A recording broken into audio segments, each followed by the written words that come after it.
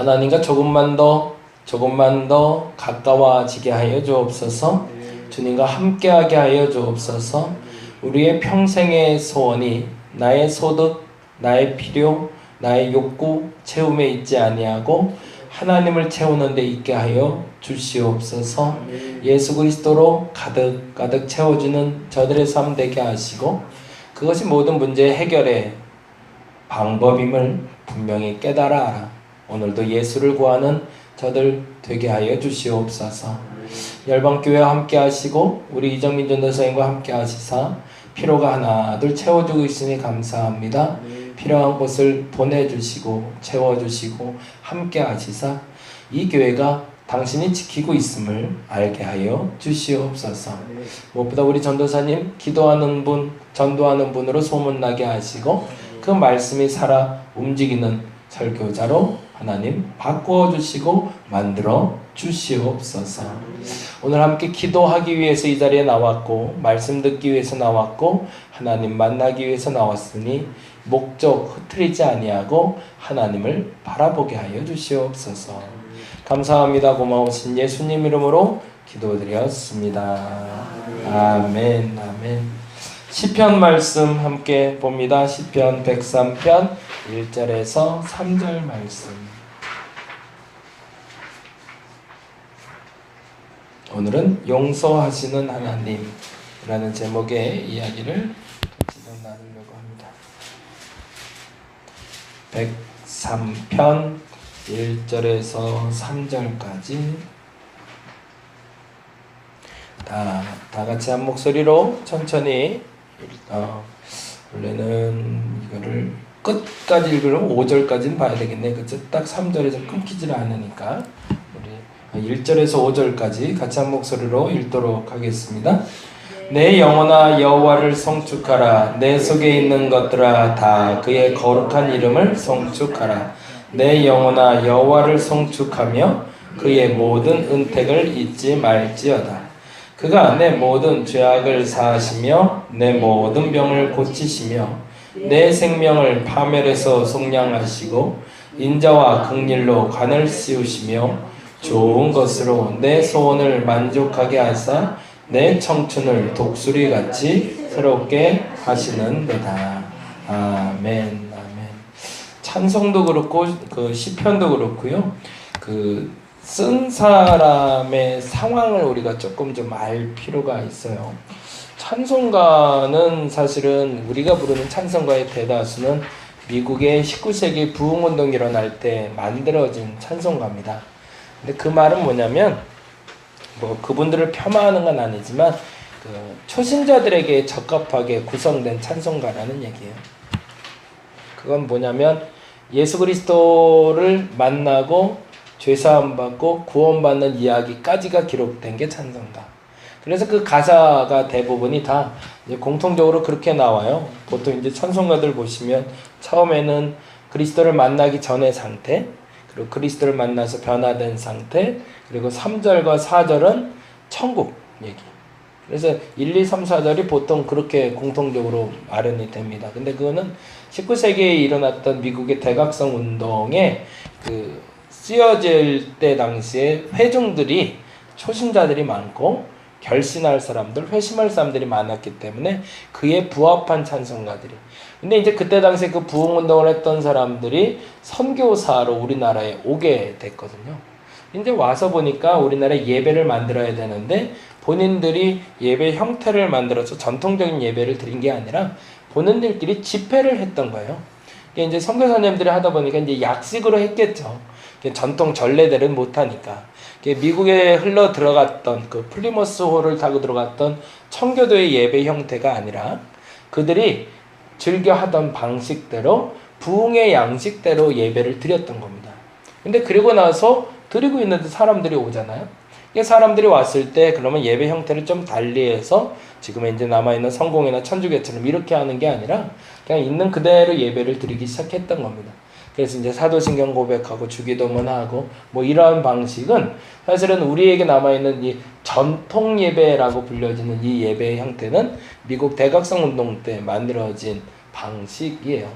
예, 이것도 사실은 전통이라고 말하기보다 약식인 거죠. 그리고 주로 신앙 고백을 할 수 있게끔, 그리고 회심을 이끌 수 있게끔 연결고리가 맺는 예배 형식과 찬송을 부르고 있습니다. 이 말을 드리는 이유가 뭐냐면, 찬송가의 시작이 된 사람은 다윗이라고 얘기를 합니다. 그래서 시편을 봐요. 그러면은 먼저 그 시작점으로 보자면, 다윗이 그 고백을 할 때의 그 믿음의 정도가 어느 정도냐는 거죠. 지금 말한 대로 찬송가는 그 시작점이 어디냐면 초신자예요. 근데 다윗이 고백하는 그 시편은 신앙의 초신자의 상태의 고백이 아니라는 거예요. 그걸 뭐 질적으로 좀 봐야겠죠. 질적으로 보면 뭐 상중하로 봤을 때 상에 있는 분, 최고조의. 근데 그 예표가 나타나는 게 언제냐면 18세기에 나타난 존 웨슬리 목사님 동생 찰스 웨슬리라는 분이 찬송가를 많이 만들었어요. 근데 이 찬송가를 만들었던 이유는요, 그냥 곡조를 만들어서 지금처럼 음반을 제작하는 게 목적이 아니라 존 웨슬리 목사님이 깨달은 거를 찬송으로 고백했던 거였던 거예요. 그래서 그가 알고 있었던 하나님, 내가 만난 하나님에 대해서 글로 적으면 거기다가 곡조를 붙이는 형태, 그리고 같이 깨달은 바대로 그 글을 써놨다가 노래를 붙이는. 그래서 그때 당시에 찰스 웨슬리 목사님이 만들어 놓은 찬송가의 가사와 지금 우리가 부르는 가사는 조금 달라요. 그거를 제가 감히 질적으로 좀 다르다고 표현하는 이유는, 그분들은 이미 구원의 문제는 넘어선 분들이세요. 그리고 그분들이 향하고 있는 방향은 어디냐면 구원이 아니라 하나님과 합일, 예수 그리스도와 합일, 하나됨, 완전한 상태, 그거를 찬양으로 고백하고 있습니다. 그러니까 조금 좀 다른 거죠.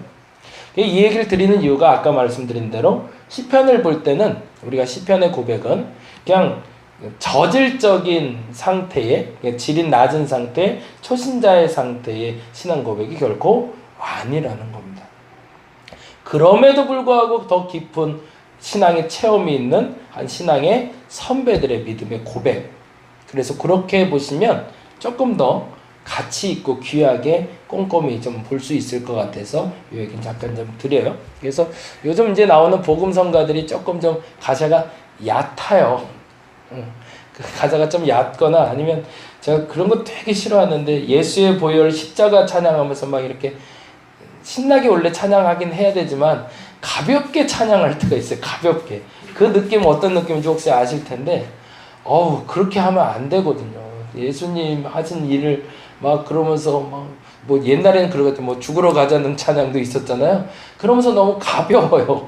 근데 이건 참 무서운 일인데, 그래서 그러한 신앙의 고백들의 좀 연결고리 속에서 우리가 찬양한다는 건 알고, 그래서 오늘 이 찬양을 들으면서 그 느낌이 와서 참 좋다. 그러면서 이 찬양의 고백들, 그리고 시편의 고백들이 저와 여러분의 삶에 나타났으면 좋겠습니다. 오늘도 식사가 준비가 돼서 12시까지 기도하고 그리고 맛있게 식사하고 가시도록 할게요. 네, 그래서 12시까지 기도 마치도록 하고요. 설교도 조금 거기에 맞춰서 하도록 하겠습니다. 나눠드린 프린트물 볼까요? 지난주 나눴던 거 잠깐 다시 한번 점검하고 갈게요. 아가서 다시 한번 말씀드립니다. 아가서의 해석은 비유적인 해석일 수밖에 없습니다. 원론적인 해석, 문자적인 해석을 하면 매우 이상한 본문이 됩니다. 남녀의 사랑 이야기라고 하지만 남녀의 성적인 관계에 대한 이야기이기 때문에 조금 조심스럽습니다. 그래서 그 비유를 다음과 같이 풀어봅니다. 네, 한번 적을게요. 조금 빨리 가도록 하겠습니다.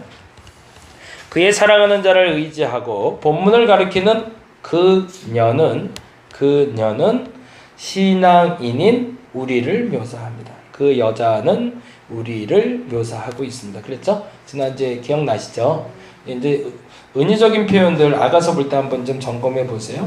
그녀가 달려오고 있습니다. 근데 그녀는 바로, 그 여인은 바로 우리 자신을 묘사합니다.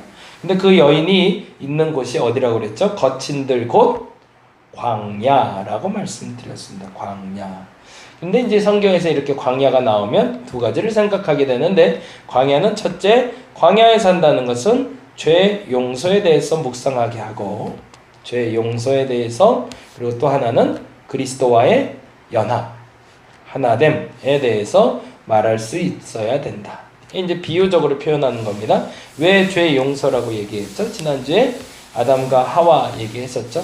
죄로 말미암아 광야로 내쳐진 인생들, 결국 우리가 광야로 사는 이유는 우리의 죄 때문이다. 근데 그 죄로 말미암아 우리가 버려진 것이 아니라 그곳에서 그리스도와 연합할 수 있다. 그래서 이 광야에는 두 가지의 의미, 그리고 또 하나, 지난주에 말씀 못 드렸지만 예수 그리스도의 40일 광야 생활을 보면서 우리가 광야의 의미를 다시 한번 점검해 봅니다. 그래서 사단의 시험도 있지만 말씀으로 이길 수 있는 것이 광야다.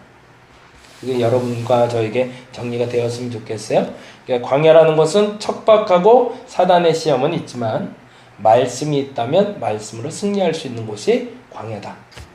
그게 정리가 되면 광야에 사는 게 서럽지 않고 억울하지 않고 그 다음 과정으로 나올 수 있는 연결고리가 나오겠죠. 그래서 오늘 본문에 지난주 본문에 이렇게 나왔었죠. 거친 들에서 올라오는 이라는 단어에 주목하자고 그랬습니다. 그래서 요셉 얘기를 하면서 내려가는 이야기 드렸던 거 기억나시죠? 그래서 어느 시점에서 내려가고 있는지 올라가고 있는지를 보는 것이 중요하다. 근데 그 여인이 광야라는 곳에서 올라온다는 표현을 쓰고 있다. 그 말은 무슨 말이냐고 그랬죠? 곧 우리는 앞으로를 향해 나가는 존재라는 것이고, 광야에 머무는 존재가 아닌 광야에서 하나님의 축복을 향해 전진한다는 거죠. 앞서 말씀드린 대로 광야에 있다는 것은 척박한 것을 말합니다. 죄된 상태를 말합니다. 근데 그 상태에 머물지 않고 나갈 수 있는 방법은 말씀이 있으면 된다. 그리고 그 말씀이 있으면 나는 광야에 빠져나올 수 있다. 그래서 올라올 수 있다. 그 이유가 있는데 사실은 내가 말씀을 부여잡았기 때문이 아니라 네 번째 말한 것처럼 그 사랑하는 자를 의지하고 전진하기 때문이다. 결국엔 그래서 지난주에도 그게 매우 중요했는데 그 광야엔 나 혼자 있는 것이 아니다라는 거죠. 비록 광야로 던져진 것 같지만 그 광야에서 하나님이 나와 함께 하신다. 그리고 나서 다섯 번째, 이것이 우리의 고난을 이겨내는 방법이다 라고 말씀드렸습니다. 그러니까 우리에게도 동일한 고난이 올 텐데 그 고난은 광야라는 이름으로 올 테지만 그 광야에 있을 땐 두 가지를 고민해야 된다. 첫째는 죄 용서, 그리스도와 연합. 죄가 용서받고 그리스도와 연합되는 방법은 말씀밖에 없다. 말씀으로 광야 생활을 이기고 나면 나는 상승, 고난을 이길 수 있다 라는 이야기를 아가서를 통해서 같이 나눴고요. 오늘 나눌 이야기는 시편 103편 1절에서 5절 1876년도의 설교입니다. 참 오래된 설교죠. 이제 시편 말씀 같이 나눠봅니다. 시편 기자의 상태를 보자 그랬죠? 그렇죠? 시편 기자의 상태, 아까 말씀드린 대로 그냥 우리랑은 좀 결이 달라요. 우리가 아는 성숙도와 그들의 성숙도가, 숙성도라고 하면 훨씬 더 편할까? 숙성? 된장이 숙성돼서 맛있는 것처럼, 포도주가 더 와인이 더 숙성돼야 맛있는 것처럼 그 성숙도가 달라요. 보세요. 시편 기자는 영혼까지도, 거기에 가로하고 이렇게 돼 있어요. 존재의 모든 것.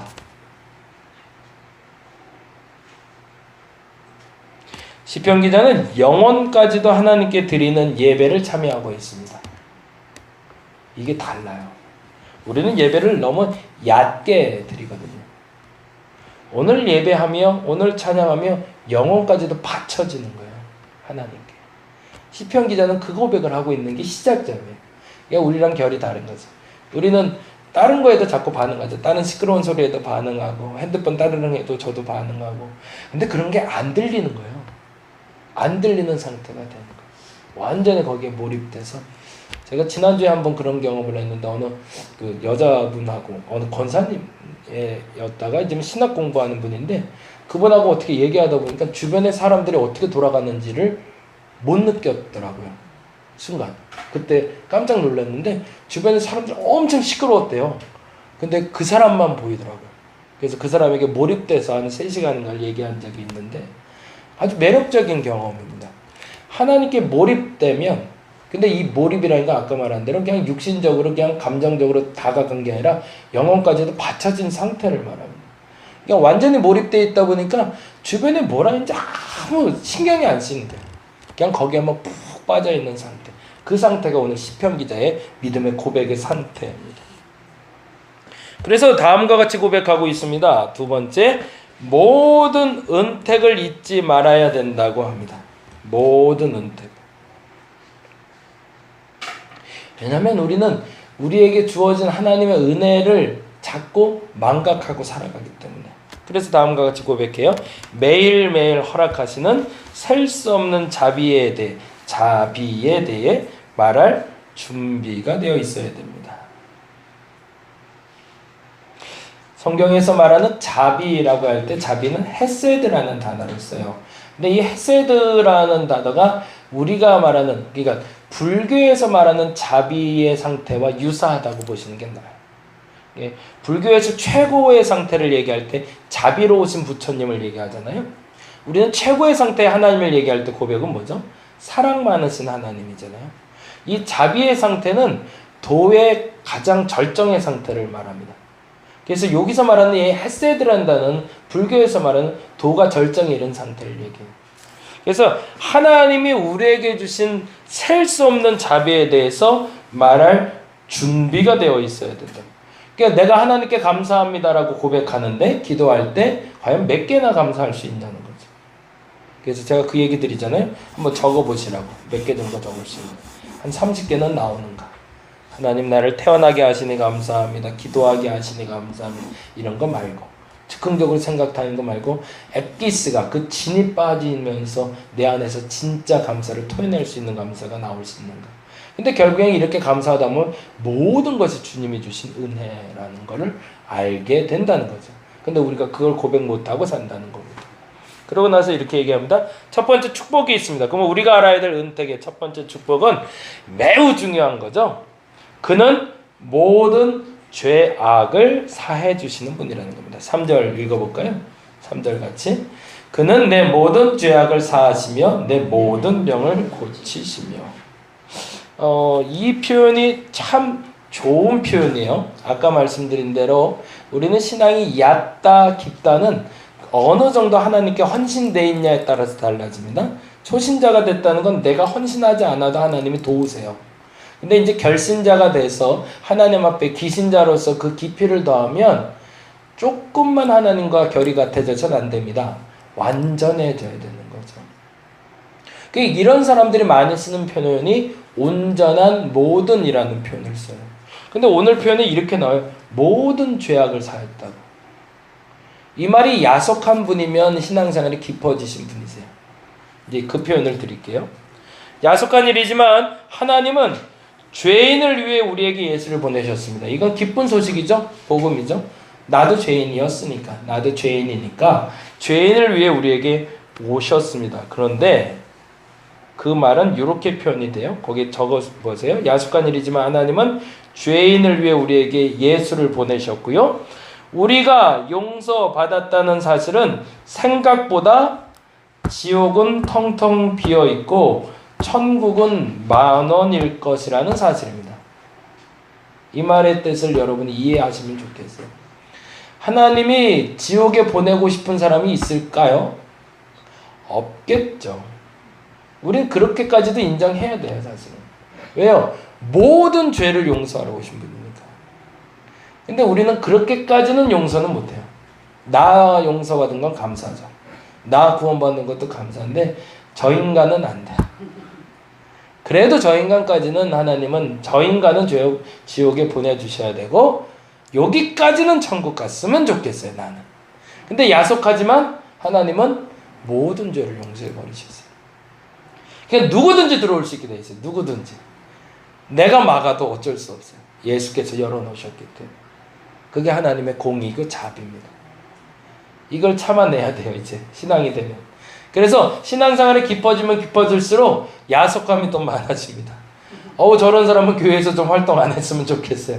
저런 사람은 좀 멀리 갔으면 좋겠어요. 안 왔으면 좋겠어요. 근데 그런 사람이 자꾸 와요. 그리고 그 사람도 구원받았다고 얘기하는데 어떻게 해요? 받아줘야죠. 그 상태가 되는 거. 그러다 보니까 천국은 꽉꽉 차고 지옥은 가급적이면 안 보내려고 애쓰시겠죠. 어떻게든. 그러니까 지옥이 비어가는 상태가 되는 것이 맞는 거죠. 주께서는 저를 믿는 자마다라고 되어 있습니다. 저를 믿는 자들 중에 선별하여가 아니라 저를 믿는 자마다 멸망하지 않고 영생을 얻게 한다고 약속하셨습니다. 이 믿음을 가질 수 있는 저와 여러분 되시기 바랍니다. 하나님은 다 용서하셨어요. 야속하게도. 내가 선별해서는 안 됩니다. 그리고 또 하나, 심지어 주께서는 모든 죄악을 사하시며 라고 말씀하십니다. 모든이란 단어도 중요하지만 사하시며가 중요한 이유는요, 그것은 지금도 죄를 사하고 계시다는 거예요. 어느 시점에 끝났으면 좋겠어요. 요게 이제 1등만 들어왔어야 돼요. 꼴찌 쟤는 못 들어와야 돼요. 쟤는 우리랑 같이 즐기면 안 돼요. 서장훈 얘기 지난번에 그게 갑자기 생각나는데, 서장훈 씨가 그 얘기를 하더라고요. 농구를 한 분이잖아요. 근데 그날은 농구 경기를 못 뛰었대요. 근데 졌는지 이겼는지 잘 모르는데 하여튼 시합이 끝날 때 그냥 한 번도 출전을 못 했대요. 그러고 났는데 이제 끝나면 밥 먹어야 되잖아요. 밥 먹으러 왔는데 밥을 너무 맛있게 먹었나 봐요. 그래갖고 욕 먹었대요. 밥 한 공기 더 시켰다고. 눈치도 없이 밥 한 공기 더 시킨다고. 그건 무슨 말이에요? 시합도 안 뜬 놈이 뭘 밥 먹어 라는 거잖아요. 우리끼리 선을 정해놔요. 그냥 여기까지는 밥 먹어도 돼. 여기까지는 양심껏 밥 안 먹어야 돼. 기준을 정해놓는단 말이죠. 근데 천국은 그렇지 않더라는 거죠. 하나님의 구원은. 이게 우리에겐 약속한 거예요. 모든 죄를 사하시고 계세요, 지금도.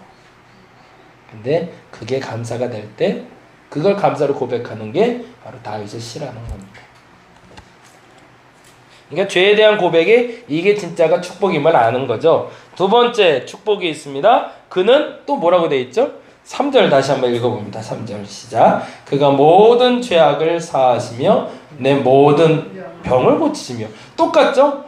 모든 사하시며 모든 고치시며. 뭐예요? 그러면 못 고칠 병이 없다. 그리고 또 하나 지금도 고치고 계시다라는 거죠. 기가 막힌 거죠. 병이 완치되어야 병원에서 나올 수 있습니다. 그래서 주께서는 모든 병이라고 말씀하십니다. 적당히 고쳐서 내보내는 일이 하나님은 없다라는 거죠. 이것도 멋진 거죠. 세 번째 축복이 있습니다. 이 말이 참 의미가 있었어요. 저는 이 말에 더 많이 중점을 뒀는데요. 3번, 4번, 5번도 중요하지만 5번에 있는 세 번째 축복. 그는 생명의 파멸에서 속량하시고 인자와 긍휼로 관을 씌우십니다. 4절 말씀인데 다시 한번 읽어볼까요? 내 생명을 파멸해서 속량하시고 인자와 긍휼로 관을 씌우시며. 이 단어가 중요한 이유가 있습니다.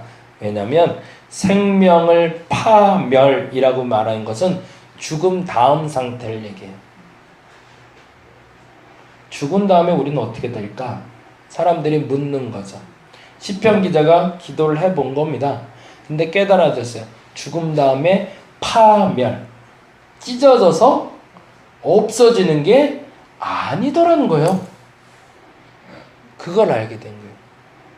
죽음 너머의 세상을 알게 된 거죠. 사람들은 죽으면 사라진다고 보잖아요. 예수 믿지 않는 사람들은. 아니면 뭐 지옥이나 딴 데 간다고도 얘기하지만 그건 영원한 생명을 아는 사람들인데, 시편 기자는 기도 가운데 깨달은 겁니다. 내 생명이 끝나더라도 흩어져서 사라지는 게 아니다. 근데 그걸 누가 하신다? 하나님이. 그리고 심지어 속량하신대요. 다시 솎아내신다는 얘기죠. 탁탁탁탁탁탁 솎아내서 그 생명을 다시 회복시키셔서 심지어 뭐라고요? 인자와 긍휼로 관 씌우신대요. 뭐예요?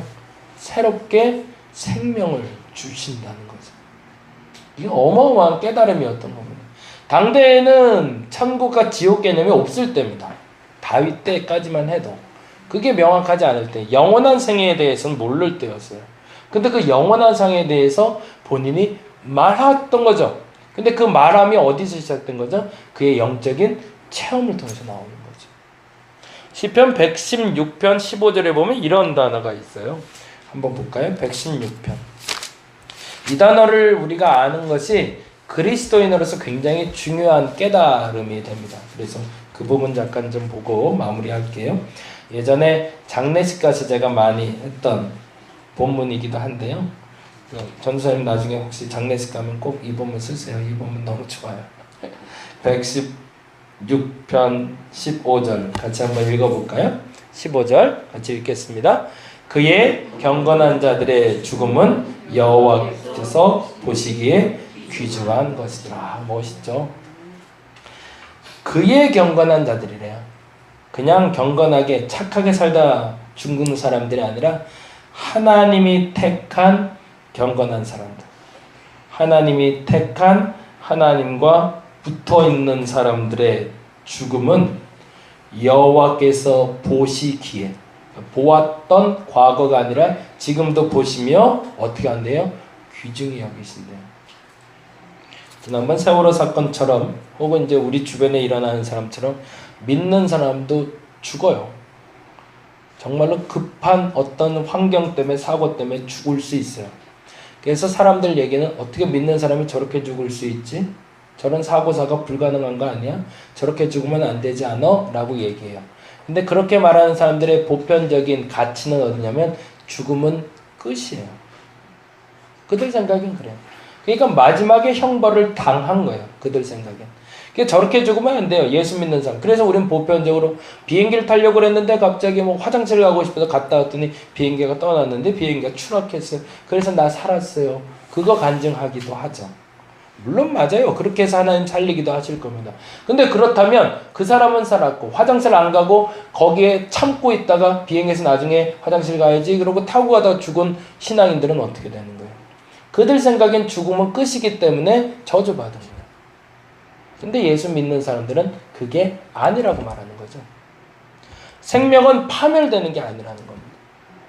이렇게 해서 죽던, 병으로 죽던, 오래 장수하다가 죽던 상관없이 그의 경건한 자들의 죽음을 하나님은 소중히 여기신다. 그리고 그 죽음의 순간에 당신이 함께 하셔서 마치 광야에 함께 가셔서 올라오셨던 것처럼 그 생명을 파멸시키는 것이 아니라 그 생명을 속량하셔서 자비와 긍휼로 관씌워 주신다는 거예요.